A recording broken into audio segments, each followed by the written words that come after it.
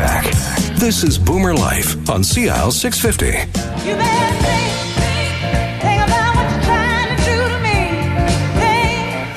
We're talking about thinking this time around, are we? It's all about the brain when our friends from Neurokinetics drop in for a visit here on Boomer Life. In studio, we have the president and founder of Neurokinetics, Dr. Philippe Silvestre, clinic manager Sonia Dale, and J.C. Gordon, director of liaison and logistics. The trio is back with us in studio, but we're not done yet. We have another guest to join us. Dorothy is on the line from her home here in Metro Vancouver. Dorothy, thanks for joining us. You're a former patient of Neurokinetics, correct? That's correct, and it's my pleasure to be here. Tell us a little bit give us a little bit of background. What kind of shape were you in when you heard about Neurokinetics? Why did you end up there? I had fallen into a very deep depression after 20 years working in a high stressful job and many layers of trauma underneath that I was somewhat unaware of. And I came to the point where I knew I was going to have to call my doctor and check myself into the hospital, and I thought, oh dear, I'm already on antidepressants. Do I want more medication, or can I find a slightly different way of finding this? And I was given the website address for Neurokinetics, so I went online, looked it up, and went, I think this is more to my liking. So when I first came into the office, it actually took me 6 weeks to get myself out of the house and into see Philippe for the first time. And that became the beginning of life again for me. The 6 weeks, Dorothy, sorry to interrupt, but I'm just curious because the 6 week time lapse, that was just a function of the depression, wasn't it? It just took you that long to sort of focus and energize yourself to the point where you could go do something, right? Depression and anxiety. Yeah. Just to prepare myself to leave the house, to meet new people, to get into the car and drive. So I'm curious, though. You talked about this condition of depression and reluctance to even circulate with the rest of the world. How did you go to work every day? I hadn't worked for a number of years. You just checked yourself out of the workforce, huh? Yeah. Wow. A series of incidents. I had been working. A series of incidents happened over a 6 week period that just would have brought just about anybody to their knees, and the last one being laid off my job, and I just threw up my hands and went, okay, I surrender. Right.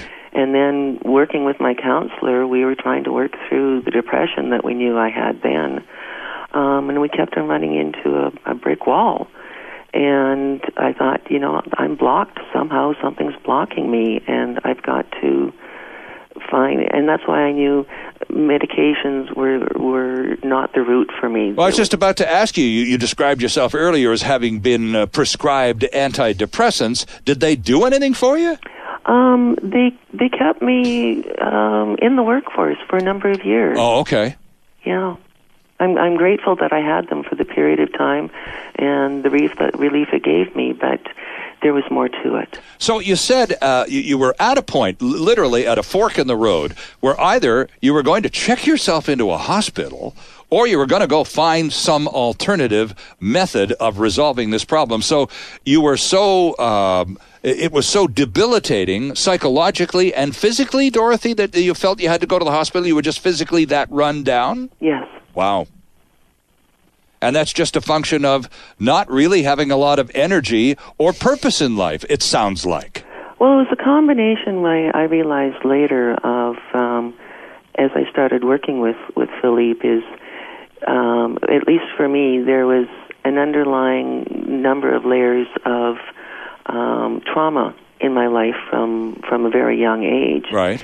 That if it's not dealt with, your mind locks it away in a closet someplace, and you put enough layers of those, one on top of the other, eventually your brain is just not going to be able to handle deal with it. I understand. So, Dorothy, before you went to Philippe, and he began this elaborate process of unraveling all of these events in your life so that you could eventually have them out in front of you and go, oh my gosh, look what happened, and look at and the cause and effect relationship of all of these events. When you went to other medical practitioners, was that process of determining traumatic events or regressing to find out what went off the rails many years ago, was that ever even initiated? No, I was dismissed. Most often, I was dismissed. And you were prescribed antidepressants. Yeah. And what other remedies, if any, were offered to you? None. I took my own initiative to find an excellent counselor who worked the best that he could to help me, but he can only do so much. And was the counselor in question a psychologist, that sort of counseling type person? He wasn't a psychologist, but he was extremely well trained. Right. Okay. But still, but it's a medical thing. In addition to the psychology of it all, the depression, it physically, you were about to go to the hospital, Dorothy. You were so medically challenged. I couldn't care for myself. That's what depression, if you go deep enough into it, you get to the point where you don't dress, you don't bathe, you sit in a chair for 12 hours a day, you get up, you go sleep for 12 hours, and you get up the next morning and you sit in a chair for 12 hours. Dorothy, what sort of support systems do you have in your life, or did you have in your life during all of this? Did you have a spouse? Do you have children, family members, a roommate, anybody close to you that you could at least kind of share what the heck was going on? My sister knew, and she was my lifeline. And there were a few other friends who were also aware, and they felt helpless. And the other aspect of depression and anxiety that we're trying to zoom in on the program today, Dorothy, is the mental health nature of the problem, because it's seen as there's a stigma attached to anxiety and depression. You're seen as a bit of a mental health risk. Did you encounter that in your workplace at all? Were you very reluctant to share with any of your work colleagues any of this stuff in your life? Nobody knew. Right.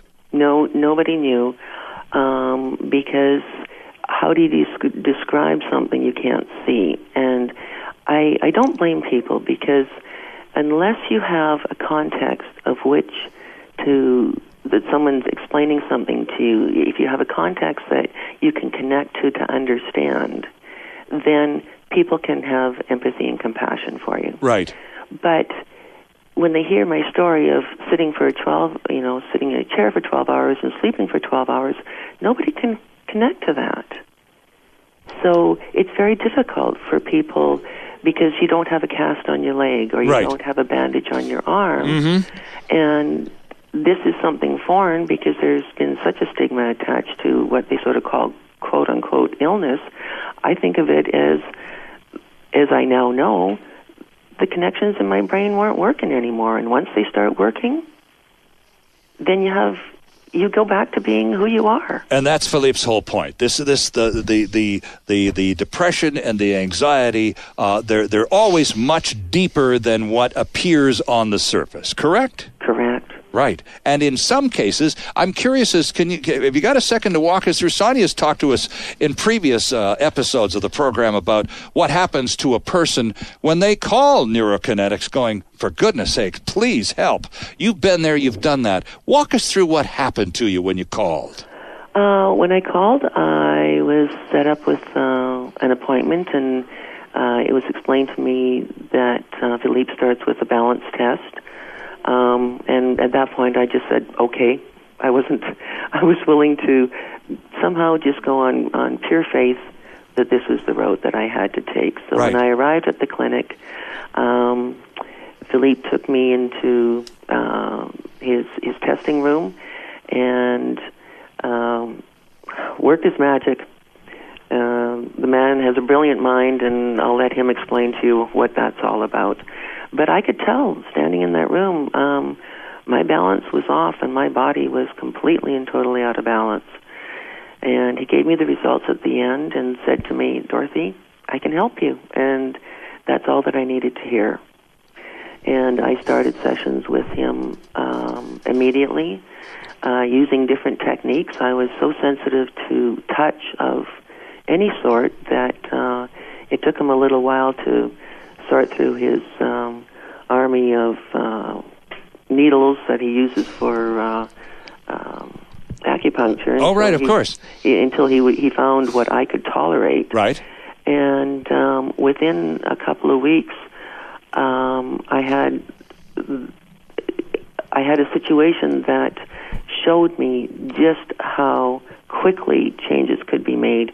At that point in time, I could barely talk to a clerk without bursting into tears. And a friend of mine called me in crisis and said, Dorothy, I need help. I have nowhere else to turn. And Right. This was a very close friend. And I thought, oh, can I help her? And as she was telling her story, I realized I'm not crying. Mm-hmm. I can deal with this. I can handle this. I was amazed. And I went, okay, this is really something. And how far into the weeks of therapy and treatment with Dr. Philippe were you at that point when you realized this is working? I can actually be a benefit to other people. How far along were you? 2-3 weeks. Wow, that is quick. Yeah. I was expecting 2-3 months. Yes. Now, each person is an individual, and had that situation happened, I don't know whether I would have noticed it or been cognizant of it quite so quickly, but because it was a crisis, it showed itself that quickly. Mm-hmm. So when you went and sought out Sonia and Philippe and the gang at Neurokinetics Clinic, when you went there and realized pretty quickly that these people, A, were quite prepared to sit down and listen to you, and put you through the assessment process, and began to help you almost immediately. Were you ever afraid by the time you got to Neurokinetics? Were you afraid of what people might think about you, even in this new place, or were you so far down the road with all of that stuff, Dorothy, you were just happy to get there? I was just happy to be there, and I sensed with Philippe he's an incredibly compassionate and empathetic man, and because of my history of trauma, he had to know. I had to tell him all the stories. Sure. And he was the first one who listened.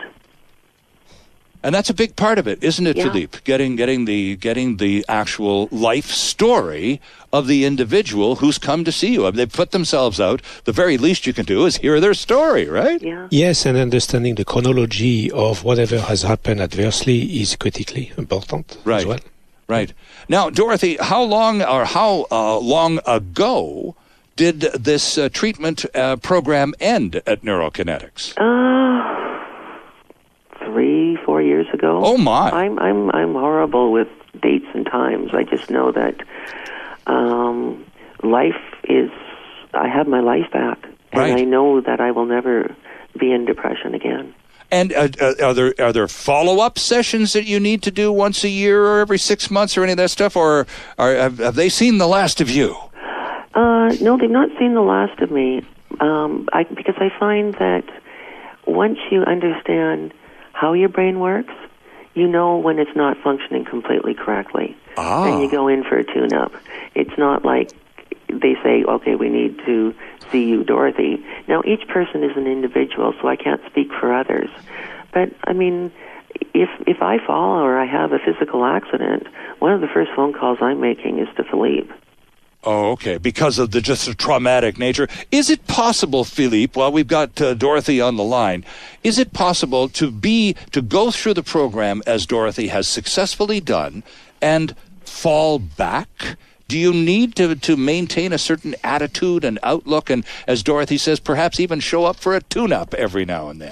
Well, it's a matter of need. It is a matter of need, and under pressure we tend to get fatigued, and out of that we may slide away a little bit from a standpoint of brain controls, if you will. So I don't want to be technical here, but in short, is under the pressures, lifestyle pressures, Sure. Professional, occupational pressures, we tend to get fatigued and worn out once in a while. And if there is vulnerabilities, that would be where problems may begin to kick in. Right. So it is preventative as well as,